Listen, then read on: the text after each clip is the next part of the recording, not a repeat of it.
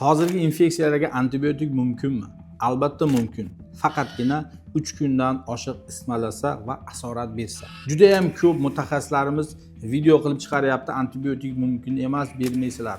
Qachon beramiz antibiotik? To'xtovsiz 3 kundan oshiq isitmalasa.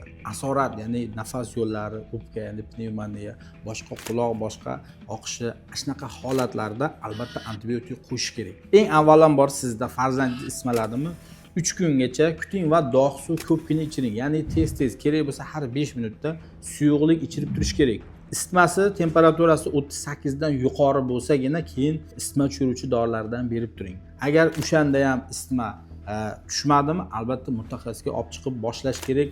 Virusga qarshi infeksiyaga va antibiotiklar qilish kerak. Hozir kunda juda ham qiyin bo'lyapti isitmaning tushishi. Juda baland isitma kerak bo'lsa qaytadan yo'qish holatlar bo'lyapti. 3 oygacha bo'lgan chaqaloqlarda ehtiyot bo'lish kerak. Isitma baland bo'ldimi, albatta uni vrach pediatr nazoratini o'tkazib, kerak bo'lsa uni shifoxonaga yotqizib davolash kerak.